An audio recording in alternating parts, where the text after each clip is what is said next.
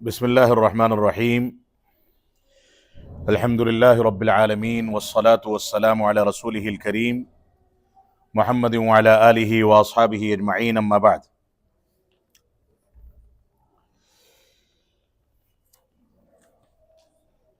معزز سامعین کرام اور خواتین ملت اسلامیہ، مجھ کو یاد ہے کہ اس کے پہلے بھی ایک درس میں نے آپ حضرات کے سامنے بدعات سے متعلق کچھ چیزیں ذکر کی تھی.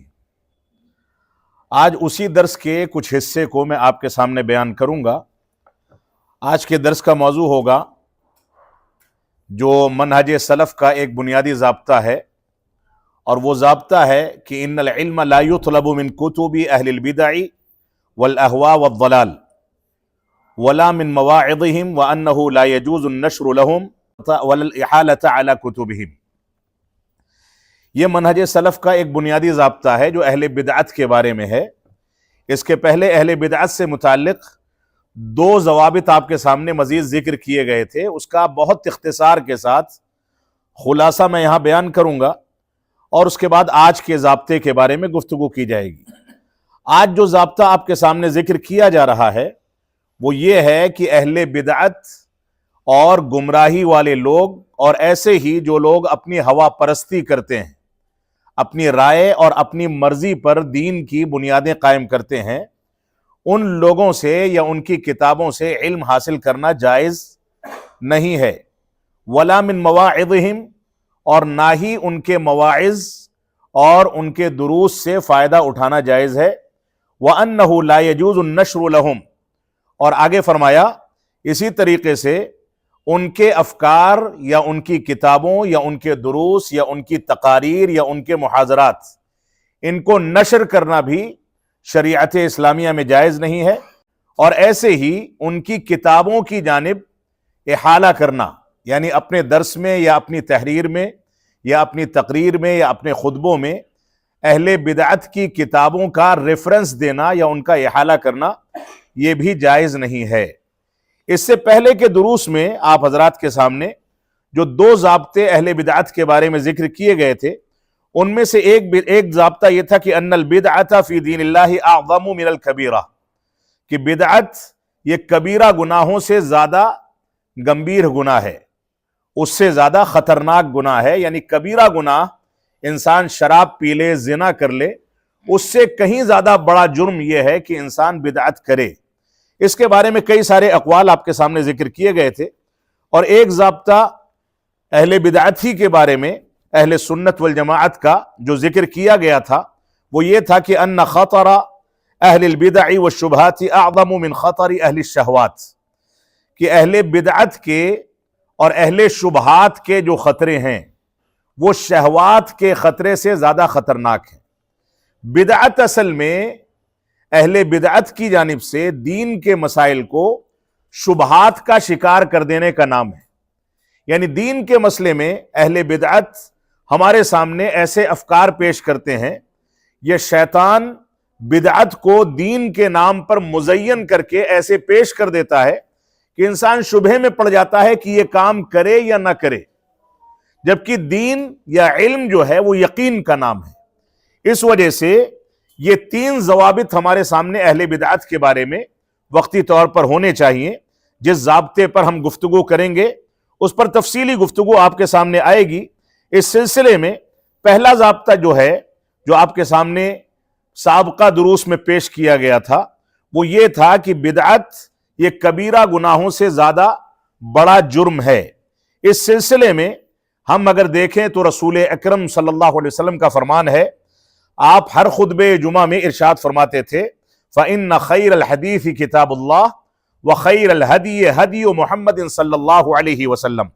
رسول اکرم صلی اللہ علیہ وسلم فرماتے تھے کہ فَإِنَّ خَيْرَ الْحَدِيثِ كِتَابُ اللَّهِ، سب سے اچھی بات، سب سے اچھا کلام یہ اللہ رب العالمین کی کتاب کا کلام ہے.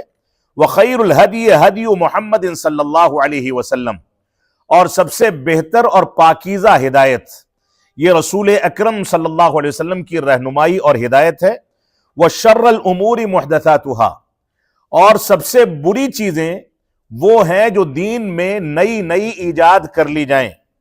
وَكُلُّ بِدْعَةٍ ضَلَالَةٍ، اور ہر نئی ایجاد کی جانے والی چیز یہ بدعت ہے، اور ہر بدعت گمراہی ہے، اور بعض روایات میں ہے وَكُلُّ ضَلَالَةٍ فِي النَّارِ، ہر گمراہی جہنم میں لے جانے والی ہے۔ اسی وجہ سے امام مالک رحمۃ اللہ علیہ فرماتے ہیں من ابتدع فی الاسلام بدعة یراها حسنة فقد زعم ان الرسول صلی اللہ علیہ وسلم قد خان، جس نے اسلام میں کوئی نئی بات ایجاد کی اور اس کو ثواب کی نیت سے انجام دیتا ہے تو گویا وہ یہ اتہام لگاتا ہے نعوذ باللہ کہ اللہ کے نبی صلی اللہ علیہ وسلم نے خیانت فرمائی ہے۔ کیونکہ اللہ رب العالمین کا فرمان ہے الیوم اکملت لکم دینکم واتممت علیکم نعمتی ورضیت لکم الاسلام دینا۔ اللہ رب العالمین نے حجۃ الوداع کے موقع سے یہ آیت کریمہ نازل کر کے دین کو مکمل کر دیا۔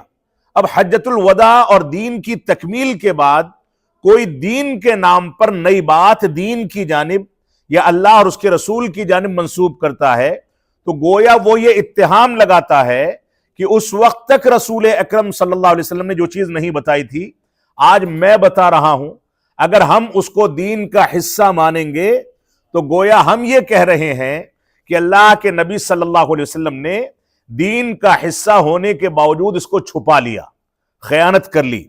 تو بدعت کو ایجاد کرنا، بدعت کو رواج دینا، اس کا سب سے بڑا خسارہ یا سب سے بڑا نقصان یہ ہے کہ اس کے نتیجے میں ہم خود رسول اکرم صلی اللہ علیہ وسلم پر خیانت کا اتہام لگاتے ہیں۔ تو بدعت کی بہت ساری خرابیاں ہیں۔ اللہ کے نبی صلی اللہ علیہ وسلم کا فرمان ہے، فرماتے ہیں کہ ان اللہ حجب التوبہ عن صاحب کل بدعت۔ اللہ کے نبی صلی اللہ علیہ وسلم نے ارشاد فرمایا، طبرانی کی، جس کو انہوں نے اپنی اوسط کے اندر ذکر کیا ہے اور اپنی کتاب الاوسط کے اندر، اور بیہقی کی روایت ہے، اور امام البانی رحمۃ اللہ علیہ نے اس کو صحیحہ کے اندر صحیح قرار دیا ہے۔ فرماتے ہیں کہ رسول اکرم صلی اللہ علیہ وسلم نے ارشاد فرمایا کہ اللہ رب العالمین ہر صاحب بدعت سے توبہ کو ڈھانک لیتا ہے، چھپا دیتا ہے۔ یعنی جو شخص بدعت کرتا ہے اس کو عام طور سے توبہ کی توفیق نہیں مل پاتی، کیونکہ بدعت کرنے کے نتیجے میں وہ بدعت اس کے ذریعے سے پھیلتی چلی جاتی ہے، اہل بدعت اس پر عمل کرتے ہیں، دیکھا دیکھی وہ چیزیں رواج پکڑ جاتی ہیں، اب اس کی تلافی مشکل ہو جاتی ہے۔ لیکن انسان اگر کوئی گناہ کرتا ہے، چاہے وہ بڑا گناہ ہو، تو اس گناہ سے وہ اللہ رب العالمین کے آگے رو کر کے، گڑ گڑا کر کے، یا جس کے ساتھ اس نے حق تلفی کی ہے، اگر حقوق العباد کا معاملہ ہے تو اس سے معافی تلافی کر کے اس گناہ کی تلافی کرنے میں کامیاب ہو سکتا ہے۔ لیکن بدعتی موت سے پہلے تک بھی اس کی تلافی کر پانے پر قادر نہیں ہوتا۔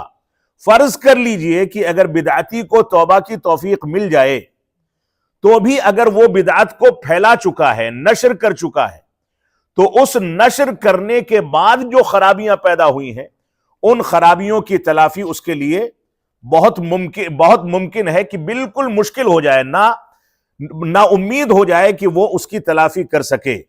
لہذا اہل بدعت سے توبہ کو چھپا لیا جاتا ہے، ان کو توبہ کی عموماً توفیق نہیں مل پاتی۔ اس وجہ سے ہم کو بدعت سے اپنے آپ کو محفوظ رکھنا چاہیے۔ ایسے ہی اہل بدعت کے بارے میں ابن عمر رضی اللہ تعالی عنہما، جو کہ سنت کے اوپر عمل کرنے میں بہت شدید تھے، بعض علماء نے لکھا ہے اور صحابہ کرام ذکر کرتے ہیں کہ اتنی زیادہ شدت کے ساتھ سنت پر عمل کرتے تھے کہ اللہ کے نبی صلی اللہ علیہ وسلم کو جس کیفیت میں پانی پیتے دیکھا اس کی نقالی کرنے کی کوشش کرتے تھے۔ یہاں تک کہ رسول اکرم صلی اللہ علیہ وسلم کو جس میدان میں استنجا اور قضاء حاجت کے لیے جاتے ہوئے دیکھا ہوتا تھا، کوشش کرتے تھے کہ جب اس کی ضرورت پڑے تو اسی مقام پر جا کر کے اپنی ضرورت کی تکمیل کریں۔ چلنے پھرنے میں، اٹھنے بیٹھنے میں، سونے میں، بیدار ہونے میں، مسکرانے میں، ہر چیز میں وہ رسول اکرم صلی اللہ علیہ وسلم کی مشابہت اختیار کرنے کی کوشش کرتے تھے۔ یعنی سنت رسول کا اتنا پاس و لحاظ تھا۔ اور وہ فرماتے ہیں، ان کی وصیت ہے، ابن عمر رضی اللہ تعالیٰ عنہ فرماتے تھے جب ان کے پاس سے کوئی کہیں جاتا تھا تو کہتے تھے کہ فَإِذَا لَقِيتَ أُولَئِكَ، اگر تمہاری ملاقات ان لوگوں سے ہو جائے، فَأَخْبِرْهُمْ، تو ان کو اس بات کی خبر دے دینا انی بریء منہم، کہ میں ان سے بری ہوں اور وہ مجھ سے بری ہیں۔ اور اسی طریقے سے ابن عمر، عبداللہ بن عمر رضی اللہ تعالیٰ عنہما اس بات کی قسم کھاتے تھے کہ اگر ان میں سے کوئی احد کی پہاڑی کے برابر سونا خرچہ کر دے اور تو اللہ رب العالمین اس کو بھی قبول نہیں فرمائے گا، یہاں تک کہ وہ اپنی بدعت سے یا تقدیر کے انکار سے یا تقدیر کے بارے میں جن بدعتوں کا وہ شکار ہو گئے ہیں ان سے توبہ نہ کر لے۔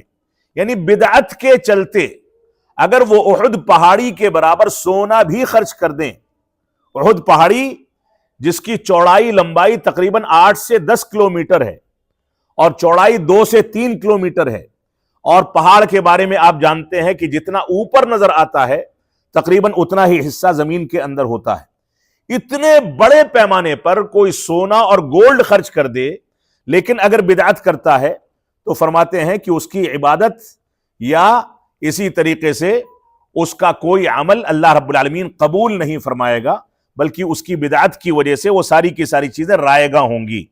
اوس بن عبداللہ الربعی رحمۃ اللہ علیہ، جو ابو الجوزہ کے نام سے معروف ہیں، پہلے بھی یہ قول ذکر کیا گیا تھا، وہ فرماتے ہیں کہ لَأَن يُجَاوِرَنِي الْقِرَدَةُ وَالْخَنَازِيرُ، اگر میرے گھر کے پڑوس میں بندر اور سور اور خنزیر میرا پڑوس اختیار کر لیں، میرے پڑوس میں آ کر کے خنزیر اور بندر بس جائیں، احب الی من ان یجاورنی رجل من اہل الاہواء، میں اس بات کو پسند کروں گا، لیکن اس بات کو ناگوار اور ناپسند کروں گا کہ میرے پڑوس میں کوئی بدعتی آ کر کے بس جائے، کیونکہ بدعتی کی بدعت کا اثر کبھی کبھار انسان کے اوپر اتنے خاموشی کے ساتھ پڑتا ہے کہ وہ سمجھ نہیں پاتا اور اس کی سنت ضائع ہو جاتی ہے اور وہ بدعت کا شکار ہو کر کے اللہ رب العالمین کی نظر میں اور رسول اکرم صلی اللہ علیہ وسلم کی نظر میں مردود اور ملعون قرار پاتا ہے۔ اس وجہ سے بدعت کے بارے میں اپنے دلوں میں ڈر پیدا کرنا اور اس سے ہمیشہ دوری اختیار کرنا اور اہل بدعت سے دوری اختیار کرنا یہ ہماری ذمہ داری ہے۔ بدعت کے بارے میں تمہید کی شکل میں یہ سابقہ درس کا خلاصہ تھا، اگرچہ بہت اختصار کے ساتھ ذکر کیا گیا۔ تمہید کی شکل میں اس بات کا تذکرہ کر دوں کہ اہل بدعت یہ کون ہیں اور بدعت کس کو کہا جاتا ہے۔ بدعت در حقیقت کہا جاتا ہے دین کے نام پر ثواب کی نیت سے کوئی ایسا عمل کیا جائے جو عمل نہ رسول اکرم صلی اللہ علیہ وسلم سے ثابت ہو نہ صحابہ اکرام نے اس کو کر کے دکھایا ہو، یعنی خیر القرون میں اس کی مثال نہ ملتی ہو تو وہ بدعت ہے۔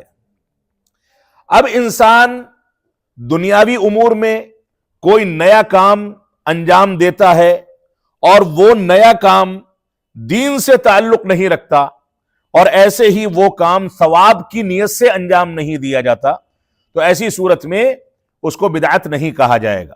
موجودہ دور میں ہم یہ دیکھتے ہیں کہ بعض لوگ جب ہمارے اوپر رد کرتے ہیں، کہتے ہیں کہ آپ فلاں چیز کو بدعت کہتے ہیں، فلاں چیز کو بدعت کہتے ہیں، یہ ثابت کر کے دکھائیے کہ چاول کھانا یا بریانی کھانا سنت سے ثابت ہے یا ثابت نہیں ہے۔ یہ دونوں کے دونوں دینی اور دنیاوی امور ہیں جن میں فرق کرنا ہماری ذمہ داری ہے۔ اللہ کے رسول صلی اللہ علیہ وسلم کی پوری سنت اگر آپ سامنے رکھیں یا پورا دین سامنے رکھیں تو اس میں دو طرح کی چیزیں آپ کو ملیں گی۔ ایک وہ چیزیں ہوں گی جن کا تعلق معاملات سے ہے، دنیاوی امور سے ہے۔ دنیاوی امور میں انسان کے لیے ہر چیز کرنا جائز ہے سوائے ان چیزوں کے جن چیزوں سے شریعت نے ہم کو روک دیا،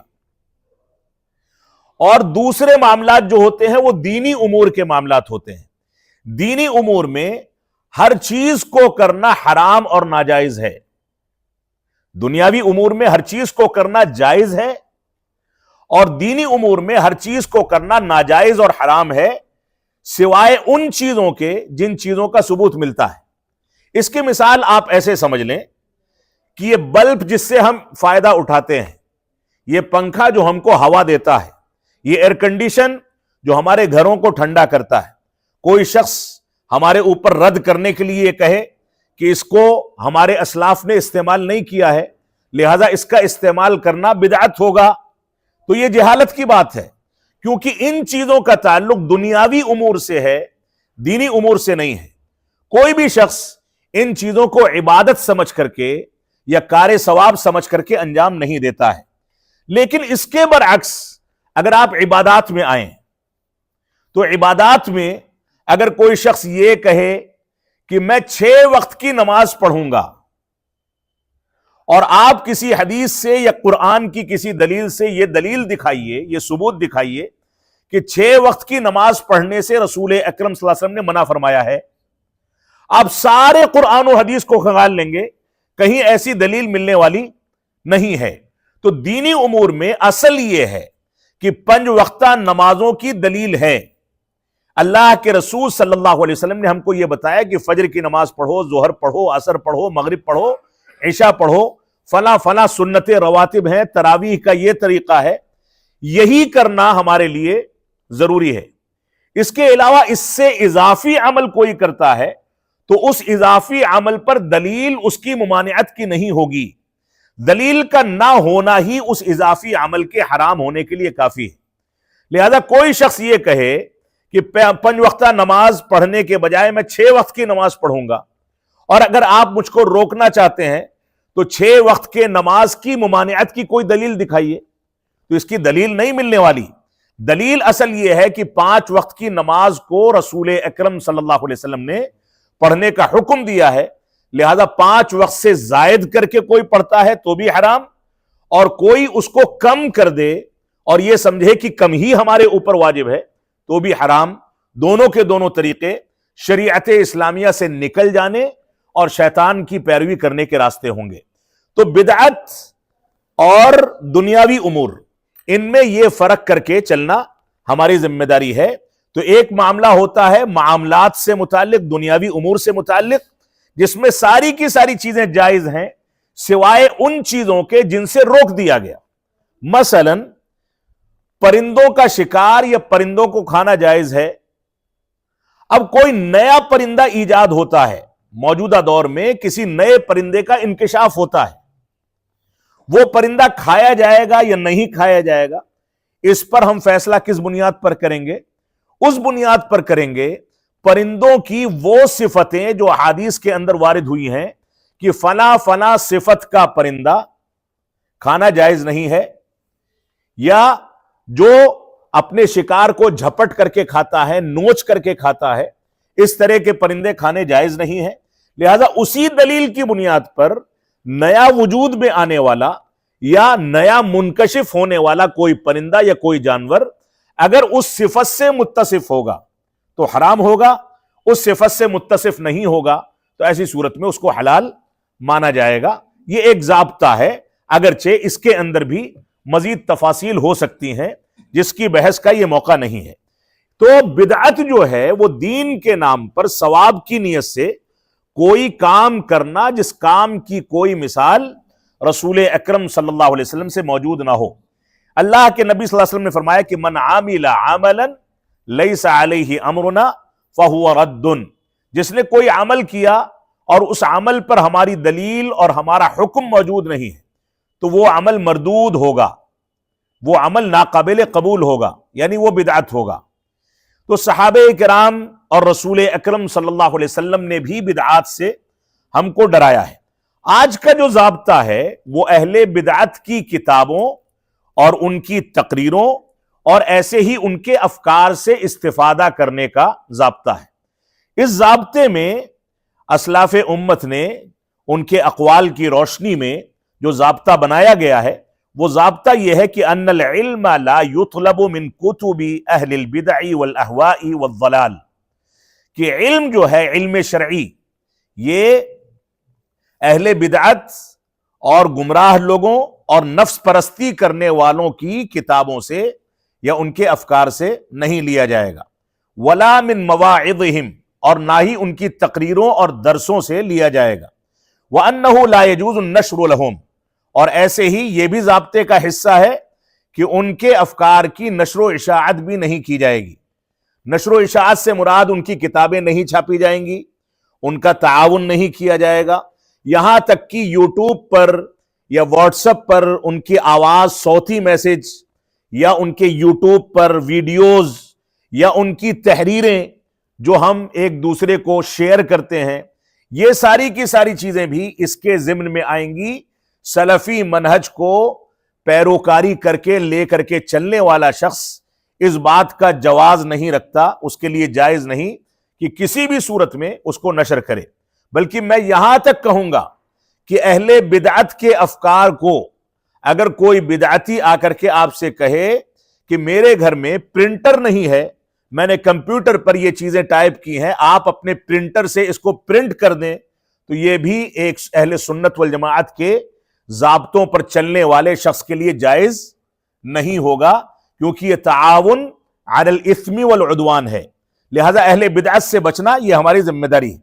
اہل بدعت کے بارے میں اس بات کی صراحت میں کر دوں کہ اہل بدعت کی کچھ ایسی کتابیں ہو سکتی ہیں جس سے اہل سنت والجماعت کو کبھی کچھ فائدہ اٹھانے کی ضرورت پڑ جائے، تو یہاں پر اہل سنت والجماعت کے وہ علماء جو راسخ علماء ہیں، جن کے ہاں مضبوط اور گہرا علم ہے، جو حق اور باطل کی تمیز کرنے پر قادر ہیں، جو ہر فتنے سے آگاہ ہیں اور جو جانتے ہیں کہ بدعت کے چور دروازے کیا ہیں، ایسے علماء کو وقتی طور پر اضطراری کیفیت میں بقدر حاجت جتنی ضرورت ہے اتنا ان کی کتابوں سے استفادہ کرنے کی اجازت ہے۔ صرف علماء کو، عوام کو قطعاً نہیں، عوام کے لیے ان کی کتابوں کو ہاتھ لگانا بھی جائز نہیں ہے، جیسا کہ اہل سنت والجماعت نے ضوابط کا تذکرہ کیا ہے۔ تو اس سلسلے میں مؤلف رحمت اللہ علیہ، یہ مؤلفین اور علماء اس ضابطے کے تحت جن چیزوں کا تذکرہ کرتے ہیں ان میں ایک آیت کریمہ ہے، قُلْ أَرَأَيْتُمْ مَا أَنزَلَ اللَّهُ لَكُمْ مِنْ رِزْقٍ فَجَعَلْتُمْ مِنْهُ حَرَامًا وَحَلَالًا قُلْ آللَّهِ أَذِنَ لَكُمْ أَمْ عَلَى اللَّهِ تَفْتَرُونَ۔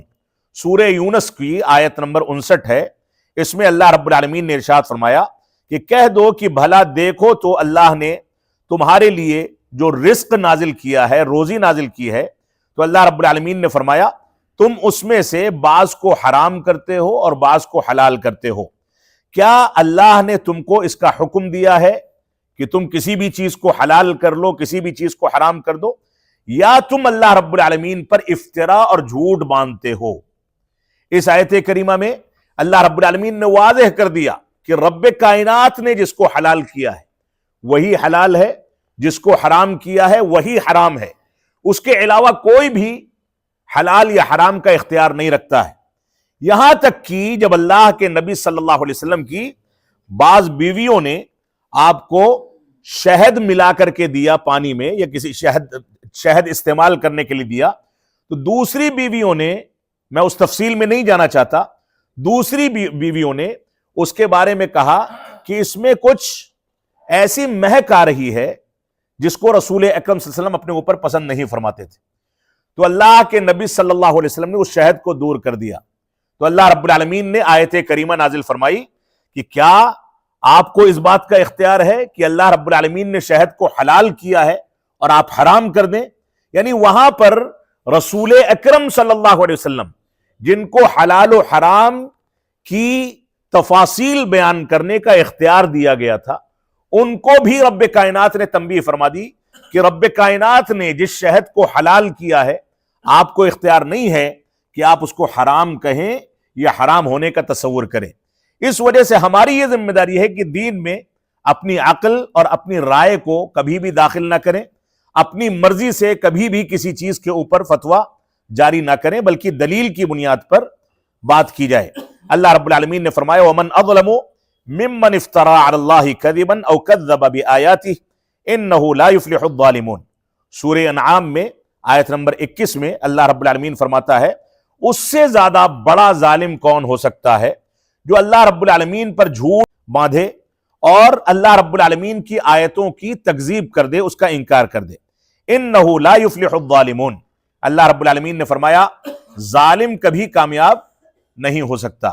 یعنی رب کائنات پر جھوٹ باندھنا یہ در حقیقت بدعت کو انجام دینا ہے۔ انسان اگر بدعت کو انجام دیتا ہے تو گویا ایک جانب رسول اکرم صلی اللہ علیہ وسلم کو خائن کہتا ہے اور دوسری جانب اللہ رب العالمین پر بہتان باندھتا ہے کہ اللہ رب العالمین نے جھوٹ باندھا ہے یا جھوٹ بولا ہے۔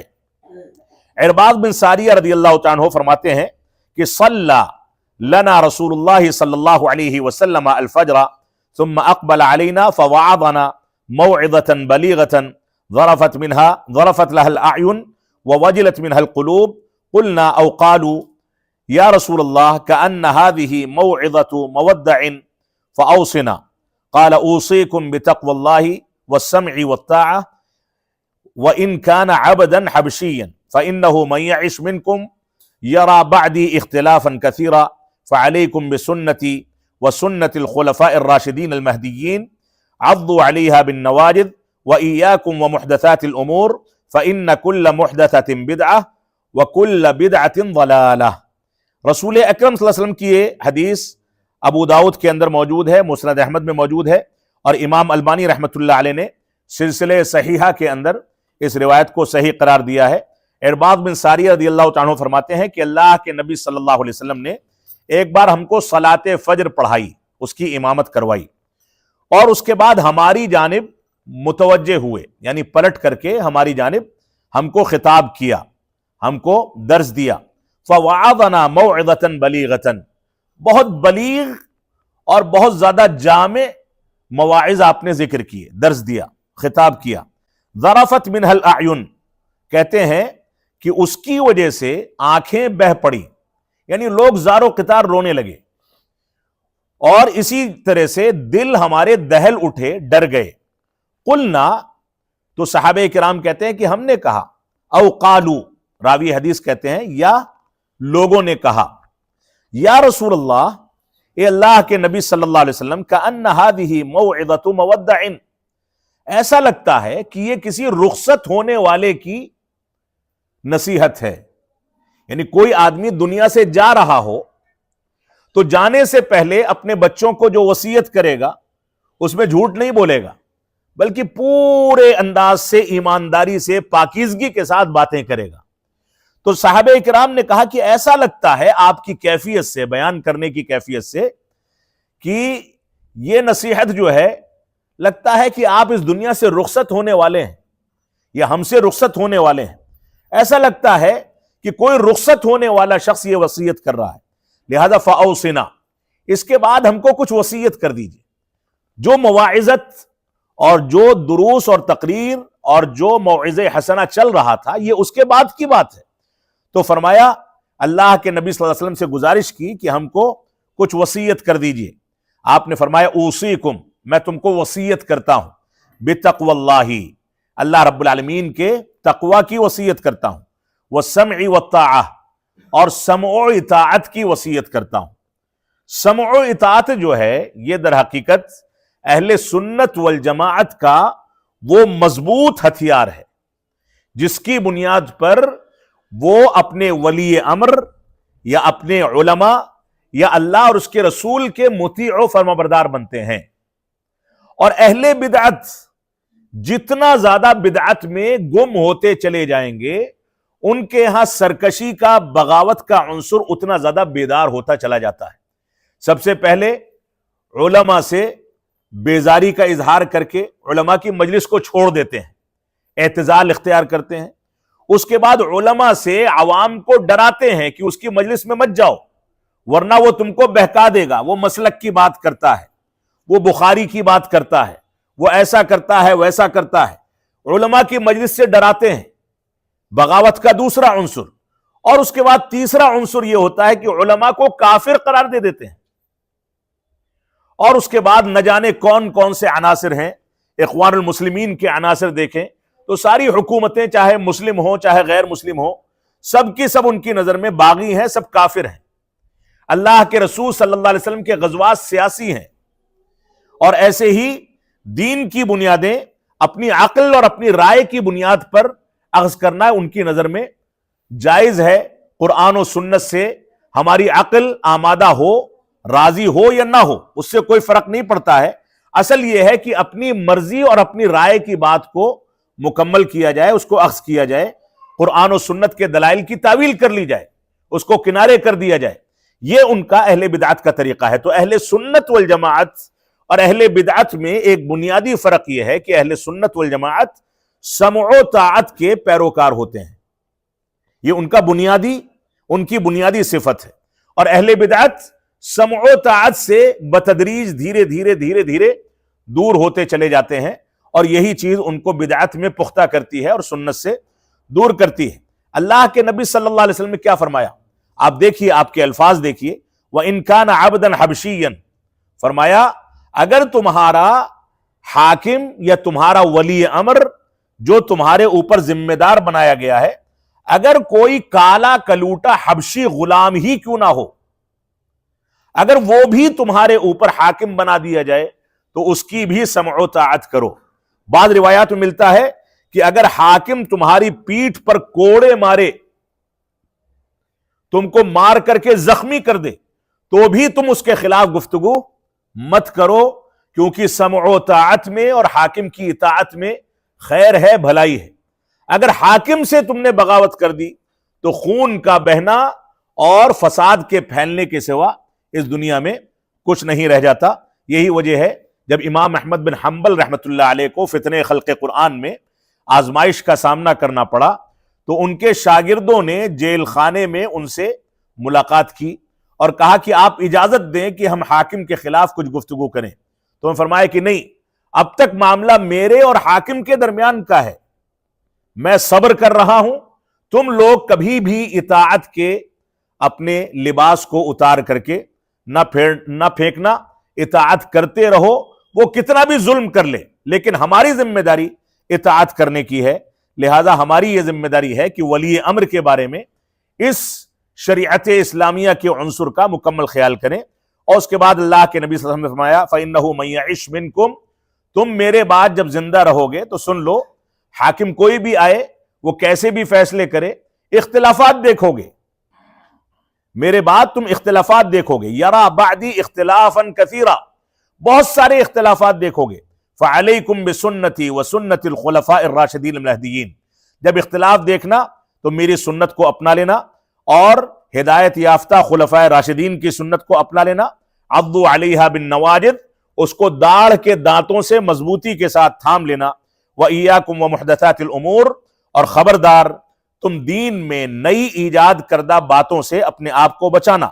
فإن کل محدثۃ بدعہ، کیونکہ ہر بدعت گمراہی ہے. وکل بدعۃ ضلالہ، اور ہر بدعت یہ گمراہی ہے اور جہنم میں لے جانے والی ہے. اسی طریقے سے امام مسلم رحمۃ اللہ علیہ نے اپنی صحیح یعنی صحیح مسلم میں ایک روایت کو نقل کیا ہے. جابر بن عبداللہ رضی اللہ تعالی عنہما فرماتے ہیں کہ کہتے ہیں کہ کان رسول اللہ صلی اللہ علیہ وسلم اذا خطب، اللہ کے نبی صلی اللہ علیہ وسلم جب خطبہ دیتے تھے، احمرت عیناہ، تو خطبہ دینے میں آپ کی آنکھیں سرخ ہو جاتی تھی. وعلا صوتہ، اور آپ کی آواز بلند ہو جاتی تھی. واشتد غضبہ، اور آپ کا غصہ شدت اختیار کر لیتا تھا. حتی کأنہ منذر جیش، گویا آپ کسی لشکر اور فوج کو ڈرا رہے ہوں. جب انسان فوج کو ڈرائے گا تو سوچئے کہ اس کی بے چینی کی کیفیت کیا ہوگی. یقول، اللہ کے نبی صلی اللہ علیہ وسلم فرماتے تھے کہ تم نے صبح کی، تم نے شام کی، اور اس کے بعد فرماتے تھے اما بعد، اس کے بعد میں یہ ذکر کر رہا ہوں فإن خیر الحدیث کتاب اللہ، سن لو اللہ رب العالمین کی کتاب، اللہ رب العالمین کی بات یہ سب سے زیادہ اچھی بات ہے. اس کی کتاب کی بات سب سے اچھی بات ہے، اور سب سے اچھی ہدایت یہ رسول اکرم صلی اللہ علیہ وسلم کی ہدایت ہے. وشر الامور محدثاتها، اور سب سے بری بات، شر انگیزی والی بات، یہ دین میں نئی ایجاد کردہ چیزیں ہیں. وکل بدعۃ ضلالہ، اور ہر بدعت جو ہے یہ گمراہی ہے. یہ صحیح مسلم کی روایت ہے. ایسے ہی سفیان ثوری رحمۃ اللہ علیہ فرماتے ہیں، مشہور عالم دین گزرے ہیں، فرماتے ہیں من سمع مبتدعا لم ينفعه اللہ بما سمع ومن صافحه فقد نقض الاسلام عروة عروة. فرمایا سفیان ثوری رحمۃ اللہ علیہ نے الامر بالاتباع، امام سیوطی کی کتاب ہے، اس کے اندر یہ عبارت اور یہ روایت موجود ہے کہتے ہیں سفیان ثوری رحمۃ اللہ علیہ، من سمع مبتدعا، جس نے کسی بدعتی کی بات کو سنا، لم ينفعہ اللہ، اللہ رب العالمین اس کو اس کی بات سے کوئی فائدہ نہیں پہنچائے گا، جو چیز اس نے سنی ہے۔ ومن صافحہ، اور جس نے کسی بدعتی سے مصافحہ کر لیا، ہاتھ ملا لیا، فقد نقض الاسلام عروۃ عروۃ، تو گویا اس نے اسلام کی بنیادوں کو الگ الگ کر کے بکھیر دیا اور توڑ دیا۔ بدعتی سے ہاتھ ملانے کا نقصان کہ گویا آپ نے اسلام کو ٹکڑے ٹکڑے کر کے بکھیر دیا، پھینک دیا اور اسلام کو ختم کر دیا۔ ایسا کیوں کہا گیا ہے؟ کیونکہ اگر ہم بدعتی سے ہاتھ ملاتے ہیں، دنیاوی امور میں کافروں سے، بدعتیوں سے ہماری ملاقات ہوتی ہے، ہم ہاتھ ملاتے ہیں اور یہ جائز ہے، لیکن اگر ہم دینی امور میں کسی بدعتی سے ہاتھ ملاتے ہیں تو گویا اس کے افکار سے اتفاق کرتے ہیں، ایک بات۔ دوسری بات، کوئی عالم دین ہے، صاحب حیثیت ہے، با اثر شخصیت ہے، لوگ اس کو دیکھ کر کے دین کی تعلیم حاصل کرتے ہیں، اگر وہ کسی عوامی مقام پر کسی بدعتی سے ہاتھ ملائے گا تو نتیجہ کیا ہوگا؟ کوئی دیکھنے والا یہ سمجھے گا کہ ہمارے عالم اس سے اچھے تعلقات رکھتے ہیں اور اس کے نتیجے میں اس کے افکار سے متاثر ہونے کا خطرہ پیدا ہو جائے گا۔ لہذا مصلحت اور حکمت اور دین کے ضوابط دیکھ کر کے ان سے دنیاوی امور میں بسا اوقات تعلقات رکھنا جائز ہے، لیکن دینی امور میں سرے سے ان سے کوئی تعلق رکھنا جائز نہیں ہوگا۔ امام احمد بن حنبل رحمۃ اللہ علیہ فرماتے ہیں، ایاکم ان تکتبوا عن احد من اصحاب الاحواء، اے لوگوں خبردار سنو، ایسا نہ ہو کہ تم اصحاب احوا یعنی ہوا پرستوں اور اہل بدعت کی باتوں کو لکھنے لگو، قلیلا او کثیرا، چاہے وہ باتیں تھوڑی ہوں یا زیادہ ہوں، ان کی باتوں کو کبھی مت لکھو۔ علیکم باصحاب الاثار والسنن، فرماتے ہیں کہ یہ لوگوں سنو، خبردار تم اپنے اوپر آثار و سنن کے افراد کو لازم پکڑو، یعنی جو صحابہ کرام کے اقوال اور رسول اکرم صلی اللہ علیہ وسلم کی سنتوں کا احیاء کرتے ہیں، ان چیزوں کو لازم پکڑو۔ یہ سیر اعلام النبلاء کی عبارت ہے جو امام احمد بن حنبل رحمۃ اللہ علیہ کا قول ہے۔ اس کے علاوہ حرب بن اسماعیل الکرمانی رحمۃ اللہ علیہ فرماتے ہیں، کہتے ہیں سألت اسحاق بن راہویہ، میں نے اسحاق بن راہویہ سے اس بات کا سوال کیا، قلت رجل، ایک آدمی ہے جس نے ایک کتاب چرا لی ہے، ایک آدمی کی کتاب چرا لی ہے، فیہ رأی جہم او رأی القدری، اس کتاب کے اندر جہمیہ کے یا قدریہ کے افکار موجود ہیں، یعنی اہل بدعت کے افکار موجود ہیں۔ قال یرمی بہ، تو انہوں نے کیا فرمایا؟ فرمایا اس کتاب کو پھینک دو، اس کتاب کو پھینک دو۔ قلت انہ اخذ قبل ان یحرقہ ان یرمی بہ، تو کہتے ہیں کہ اس آدمی کو پکڑ لیا گیا ہے اس سے پہلے کہ وہ کتاب کو جلا دیتا یا پھینک دیتا۔ قال، تو کیا کہتے ہیں؟ هل علیہ قطع، سوال کیا کہ کیا جب اس کو پکڑ لیا گیا، گرفتار کر لیا گیا، تو چوری کے عوض کیا اس کا ہاتھ کاٹا جائے گا؟ قال لا قطع علیہ، فرمایا کہ نہیں، اس کا ہاتھ نہیں کاٹا جائے گا۔ کہتے ہیں کہ میرے ایک آدمی کے پاس ایک ایسی کتاب ہے جس کے اندر ارجا کی اور قدریہ کی رائے موجود ہے، لہذا اس کتاب کے بارے میں، اور اس کتاب کو میں نے استعارے کے طور پر یعنی اس سے پڑھنے کے لیے لے رکھا ہے، تو کیا میں اس کو جلا دوں یا پھاڑ دوں؟ قال لیس علیک شیء، تو فرمایا تمہارے اوپر اس سلسلے میں کوئی حرج نہیں۔ وہاں پوچھا گیا کہ اس کے اوپر حد ہوگی چوری کرنے کی، ہاتھ کاٹا جائے گا یا نہیں کاٹا جائے گا؟ فرمایا کہ نہیں، کیونکہ بدعتی کے افکار کو چاہے چرا کر کے بھی مٹانا پڑے، یہ ہماری ذمہ داری ہے کہ اس کے سلسلے میں ہم مکمل طریقے سے چوکس رہیں۔ وہ کتاب استعارے کے طور پر مانگ کر کے پڑھنے کے لیے ہم لے آئیں اور لا کر کے اس کو جلا دیں، ضائع کر دیں، کیونکہ وہ کتاب جب تک وجود میں رہے گی، جب تک اس کے افکار اہل باطل پھیلاتے رہیں گے اور بدعات پھیلتی رہیں گی. لہذا ہماری یہ ذمہ داری ہے کہ ہم ان چیزوں کو سامنے رکھیں. السنہ کے اندر یہ عبارت موجود ہے جو آپ کے سامنے بیان کی گئی. ابن قدامہ رحمۃ اللہ علیہ فرماتے ہیں کان السلف ینہون عن مجالست اہل البدع، کہتے ہیں کہ اہل سنت والجماعت یا اسلاف امت یہ اہل بدعت کی مجلسوں سے لوگوں کو روکتے تھے. والنظر فی کتبہم، اور ان کی کتابوں کو دیکھنے سے روکتے تھے. والاستماع لکلامہم، اور ان کی گفتگو کو سننے سے روکتے تھے. یہ ابن قدامہ رحمت اللہ علیہ کا فرمان ہے. اور علامہ ابن تیمیہ شیخ الاسلام فرماتے ہیں ان الدعاة الى البدع لا تقبل شہادتهم ولا يصلى خلفهم ولا يؤخذ عنهم العلم ولا يناکحون. فرماتے ہیں شیخ الاسلام علامہ ابن تیمیہ رحمت اللہ علیہ، یہ فتاوی ابن تیمیہ کی عبارت ہے، کہتے ہیں کہ بدعت کی جانب دعوت دینے والے، ایک شخص ہوتا ہے بدعت کرنے والا لیکن بدعت کی دعوت نہیں دیتا، اس کی نشر و اشاعت نہیں کرتا، اس کو پھیلاتا نہیں ہے. اور ایک شخص وہ ہے جو بدعت بھی کرتا ہے اور اس کو پھیلاتا بھی ہے، اس کی دعوت بھی دیتا ہے. یہاں پر جو بدعت کی دعوت دیتے ہیں ان کے بارے میں کہا گیا ان کی گواہی کو قبول نہیں کیا جائے گا. وہ کسی چیز کی گواہی دیں تو ناقابل اعتماد سمجھی جائے گی. ولا یصلی خلفہم، اور جو بدعت کی دعوت دیتے ہیں ان کے پیچھے نماز نہیں ادا کی جائے گی. ولا یؤخذ عنہم العلم، ان سے علم بھی نہیں لیا جائے گا. ولا یناکحون، اور نہ ہی ان کے ہاں رشتے کیے جائیں گے، شادی کی جائے گی. یعنی لڑکی اگر صحیح منہج کی ہے تو بدعتی لڑکا، لڑکا اگر صحیح منہج کا ہے تو بدعتی لڑکی، ان دونوں میں آپس میں بغیر بدعت کی توبہ کے نکاح جائز نہیں ہوگا. کیونکہ آنے والی اولاد پر ان کی بدعات کے، اگر وہ بدعت پر باقی ہیں تو اس کے منفی اثرات مرتب ہوں گے اور ہو سکتا ہے کہ اولاد بھی بدعتی ہو جائے. ایسے ہی شیخ الاسلام علامہ ابن تیمیہ رحمت اللہ علیہ ایک اور جگہ پر ارشاد فرماتے ہیں والالفاظ نوعان، الفاظ جو ہیں وہ دو طرح کے ہوتے ہیں. نوع یوجد فی کلام اللہ ورسولہ، وہ الفاظ یا وہ باتیں جو اللہ اور اس کے رسول کے کلام کے اندر موجود ہیں.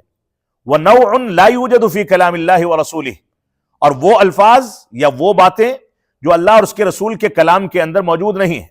فَيُعْرَفُ مَعْنَ الْأَوَّلِ، پہلی بات کا معنی سمجھ میں آ گیا، یعنی وہ معروف ہے. وَيُجْعَلُ ذَلِكَ الْمَعْنَى هُوَ الْأَصْلِ، جو معنی ہے جو یہ بات اللہ اور اس کے رسول کے کلام میں موجود ہے یہی اصل ہے، یعنی یہی اصل میں دین ہے. وَيُعْرَفُ مَا يَعْنِيهِ النَّاسُ بِالثَّانِي، اور لوگ دوسری چیزیں یعنی جو باتیں اللہ اور اس کے رسول کے کلام میں نہیں ہیں ان سے لوگ جو باتیں اخذ کر لیتے ہیں، معنی نکال لیتے ہیں اور اس کو پہلے کی جانب لوٹا دیتے ہیں. وَيُرَدُّ إِلَى الْأَوَّلِ، معنی نکال کر کے پہلے کی جانب لوٹا دیتے ہیں، یعنی قرآن و سنت پر تول لیتے ہیں. تو یہی اصل میں سنت کا اور ہدایت کا راستہ ہے. یعنی بعد کی باتیں جو ہم کو سمجھ میں آتی ہیں وہ باتیں تب تک عمل میں نہ لائی جائیں جب تک قرآن و سنت پر اس کو تول نہ لیا جائے. اپنی رائے کی بنیاد پر اس کو عملی شکل دینا جائز نہیں ہے. تو بات تو وہی اصل ہے جو قرآن و سنت میں ہو، اور اگر اس کے علاوہ کوئی بات ہے تو وہ قرآن و سنت پر وزن کر کے تول لی جائے، اس پر تطبیق دے دی جائے، تبھی وہ سنت ہوگی، وہ ہدایت ہوگی. اور آگے فرماتے ہیں وَطَرِيقُ أَهْلِ الضَّلَالِ وَالْبِدْعِ بِالْعَكْسِ، اور اہل بدعت اور گمراہ لوگوں کا جو طریقہ ہے اس کے برعکس ہے، اس کے برعکس ہے. يَجْعَلُونَ الْأَلْفَاظ الَّتِي أَحْدَثُوهَا وَمَعَانِيهَا هِيَ الْأَصْلِ، جو الفاظ وہ لوگ اختیار کرتے ہیں اور جس کو وہ لوگ ایجاد کرتے ہیں اور اس کے معانی نکال لیتے ہیں وہ اس کو اصل سمجھتے ہیں. اہل بدعت اور گمراہی والے اس کو اصل سمجھتے ہیں. وَيَجْعَلُونَ مَا قَالَهُ اللَّهُ وَرَسُولُهُ تَبْعًا لَهُ، اور اللہ اور اس کے رسول کا کلام جو اصل ہے اس کو اپنی باتوں کے بعد لا کر کے رکھتے ہیں، اس کے تابع کر دیتے ہیں. اور اہل سنت والجماعت اور اہل کلام کے ضابطے میں یہ فرق ہے کہ اہل کلام اپنی رائے اور اپنی عقل کو مقدم کرتے ہیں اور اہل سنت قرآن و سنت کے دلائل کو مقدم کرتے ہیں۔ اس کے بعد فرماتے ہیں کہ فَيَرُدُّونَهَا بِالتَّأْوِيلِ وَالتَّحْرِيفِ إِلَى مَعَانِيهِمْ، یہ اپنی مرضی سے جو باتیں نکالتے ہیں ان چیزوں کے اندر تعویل کرتے ہیں، تحریف کرتے ہیں اور اپنے معانی ان کو پہنا دیتے ہیں۔ اگر وہ قرآن و سنت سے بھی کوئی بات لیں گے تو اس کو تعویل و توجیہ کر کے اپنے معانی پہنا دیں گے۔ یہ اہل بدعت کا طریقہ ہے۔ وَيَقُولُونَ، وہ کہتے ہیں نَحْنُ نُفَسِّرُ الْقُرْآنَ بِالْعَقْلِ وَاللُّغَةِ، وہ کیا کہتے ہیں کہ ہم قرآن مجید کی تفسیر اپنی عقل اور عربی زبان کی گرامر کے لحاظ سے کرتے ہیں، جبکہ عربی زبان کی گرامر تفسیر میں اصل نہیں ہے۔ کئی بار ایسا ہوتا ہے کہ عربی زبان اور لغت اور گرامر کی بنیاد پر تفسیر کا کوئی معنی نکالا گیا اور وہ عین فصیح عربی کے مطابق ہے، لیکن سنت رسول کا موقف اس کے خلاف ہے۔ تو ہم کیا کہتے ہیں؟ ہم یہ کہتے ہیں کہ لغت کتنی بھی ترقی کر لے، زبان کتنی بھی فصیح ہو جائے، ہم اصل میں فصاحت و بلاغت اسی فکر کو مانتے ہیں جو قرآن و سنت کے عین مطابق ہے۔ لہذا اہل بدعت کیا کہتے ہیں کہ ہم عقل پر اور زبان پر اس کی تفسیر کرتے ہیں۔ وَيَعْنُونَ أَنَّهُمْ يَعْتَقِدُونَ مَعْنًا بِعَقْلِهِمْ وَرَأْيِهِمْ، وہ اس بات کا اعتقاد رکھتے ہیں اور یہ معنی نکالتے ہیں کہ وہ اپنی عقل اور اپنی رائے کی بنیاد پر وہ چیزوں کو جامہ پہناتے ہیں اور اس کا اعتقاد رکھتے ہیں۔ ثُمَّ يَتَأَوَّلُونَ الْقُرْآنَ عَلَيْهِ بِمَا يُمْكِنُهُمْ مِنَ التَّأْوِيلَاتِ وَالتَّفْسِيرَاتِ الْمُتَضَمِّنَةِ لِتَحْرِيفِ الْكَلِمِ عَن مَّوَاضِعِهِ، اور اس کے بعد کہہ رہے ہیں اور اس کے بعد قرآن مجید کے معانی کی تعویل کر کے وہ اپنے معانی اس کے اوپر پہنا دیتے ہیں، تعویل کرتے ہیں، اور تفسیر جو پیش کرتے ہیں وہ ان کلمات پر مشتمل ہوتی ہے جو کلمات تحریف کر کے اور اپنی جگہوں سے ہٹا کر کے انہوں نے اختیار کر لیے۔ وَلِهَذَا قَالَ الْإِمَامُ احمد بن حنبل، امام ابن تیمیہ فرماتے ہیں اسی وجہ سے امام احمد بن حنبل رحمۃ اللہ علیہ نے فرمایا اکثر ما یخطئ الناس من جہت التأویل والقیاس، اکثر لوگ جو غلطیاں کرتے ہیں وہ کیسے ہوتی ہیں؟ تعویل اور قیاس کی وجہ سے اکثر لوگ غلطی کرتے ہیں۔ قرآن و سنت کے دلائل پر تولنے کے بجائے تعویل اور قیاس اور اپنی عقل اور اپنی رائے پر کسی چیز کو اخذ کرنا، اس کی وجہ سے اکثر لوگ غلطی کرتے ہیں۔ یہ عبارت بھی فتاوی ابن تیمیہ کے اندر موجود ہے۔ اسی طریقے سے علامہ شیخ الاسلام علامہ ابن تیمیہ رحمۃ اللہ علیہ ایک جگہ پر مزید ارشاد فرماتے ہیں کہ وَأَهْلُ الْبِدَعِ سَلَكُوا طَرِيقًا آخَرَ ابْتَدَعُوهَا، اہل بدعت نے دوسرا طریقہ اختیار کر لیا۔ یہ طریقہ جو بتایا گیا اس طریقے کے علاوہ دوسرا طریقہ اختیار کر لیا، جس طریقے کو انہوں نے ایجاد کیا تھا، اپنی عقل پر گڑھ لیا تھا، ایجاد کر لیا تھا۔ اعتمدوا علیہا، اس پر وہ لوگ اعتماد کرتے ہیں۔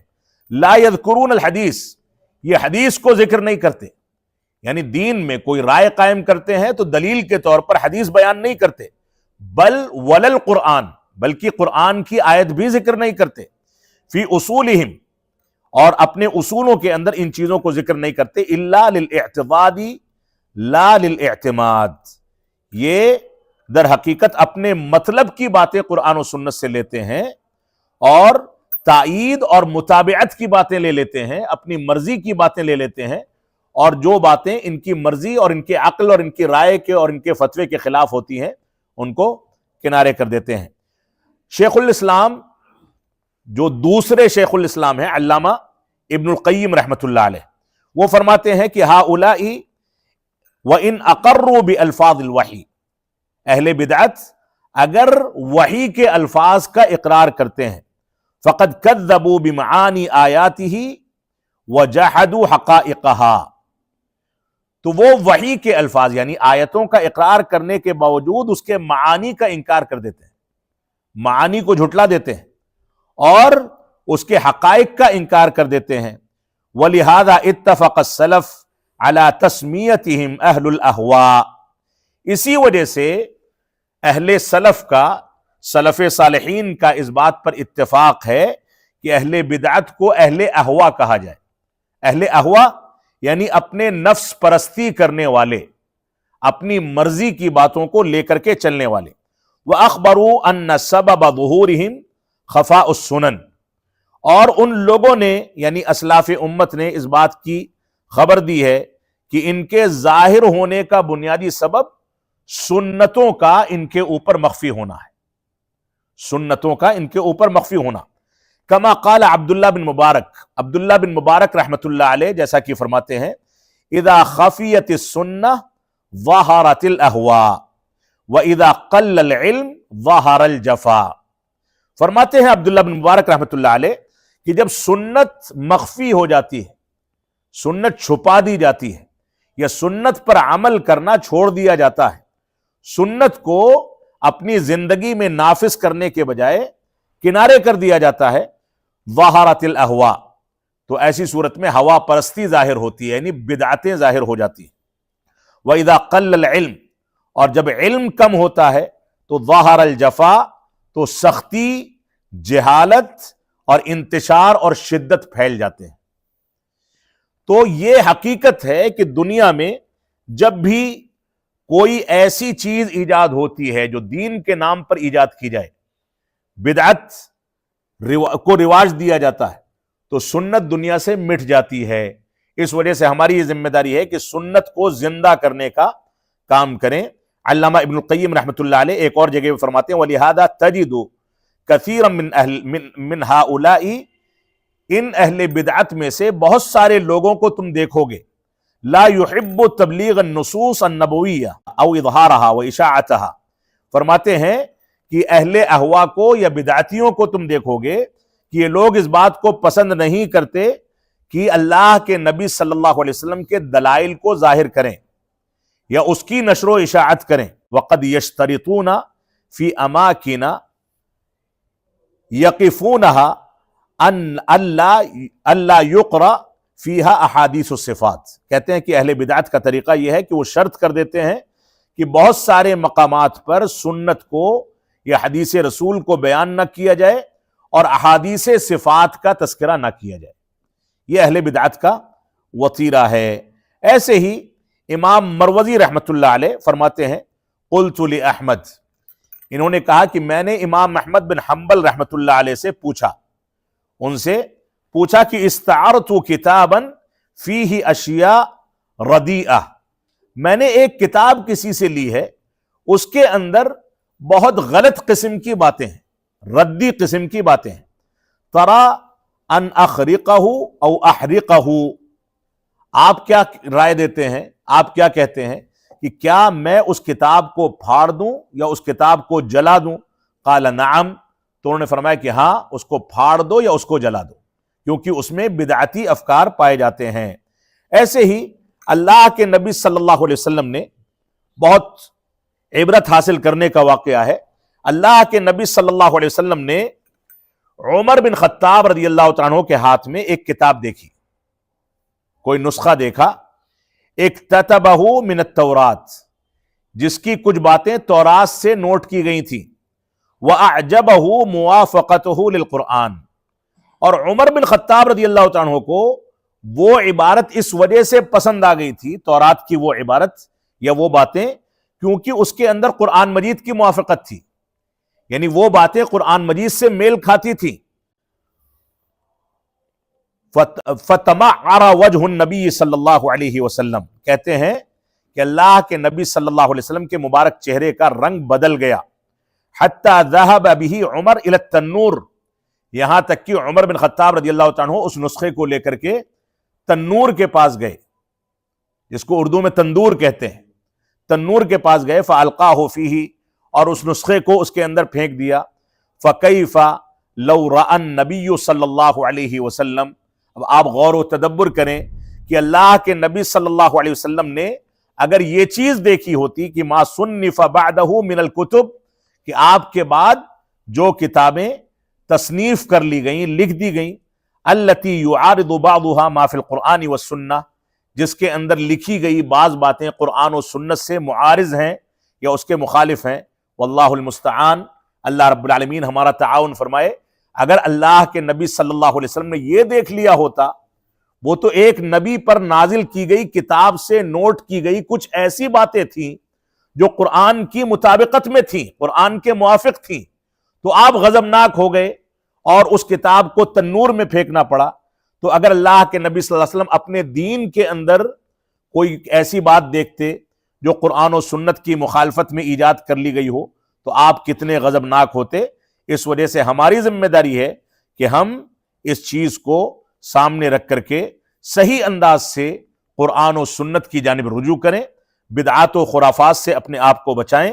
اللہ رب العالمین ہم کو ان باتوں کی توفیق عطا فرمائے۔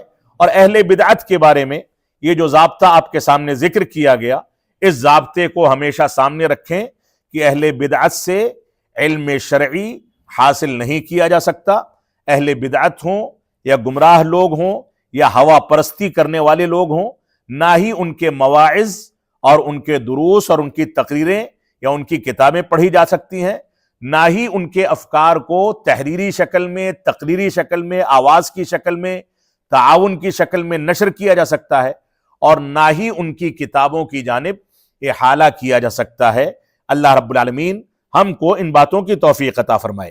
یہاں ایک چیز کا تذکرہ میں درس کے اخیر میں کرتا چلوں، وہ ذکر یہ ہے کہ بعض بڑے علماء، کبار علماء ایسے ہیں جن سے بعض جزوی مسائل میں کچھ ایسی غلطیاں ہوئی ہیں جس کے نتیجے میں انہوں نے اہل بدعت کے افکار کو اختیار کر لیا۔ جیسے بعض بڑے علماء، میں یہاں نام کی تفصیل میں نہیں جانا چاہوں گا، اللہ کے نبی صلی اللہ علیہ وسلم کی میلاد کے بارے میں جواز کے قائل تھے۔ ایسے ہی بعض ایسے علماء ہیں جنہوں نے سید قطب وغیرہ کی تعریف کر دی ہے، بلکہ ابھی یہ مسئلہ چلا تھا شیخ علامہ بکر ابو زید رحمۃ اللہ علیہ کے بارے میں کہ انہوں نے ترنم کے ساتھ تقریر کرنے کے بارے میں جو موقف اختیار کیا ہے اس کو بدعت کہہ رکھا ہے۔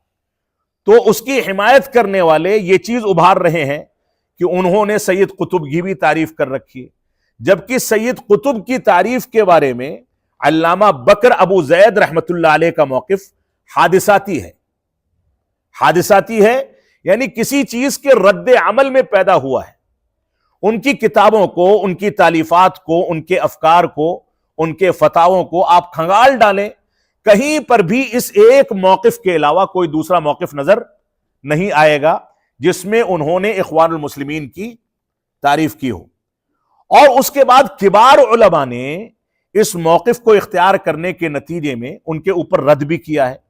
اب ہم جیسے چھوٹے موٹے لوگ کبار علماء پر بعض جزوی غلطیوں کی وجہ سے، جو غلطیاں حادثاتی ہیں یا کسی سبب یا کسی رد عمل کی وجہ سے بشری تقاضے سے سرزد ہو گئی ہیں، اس کی بنیاد پر ان کی ساری خدمات کو نکار دیں یا ان کے اوپر اتہام تراشی کریں، یہ علماء کی شان کے خلاف ہے۔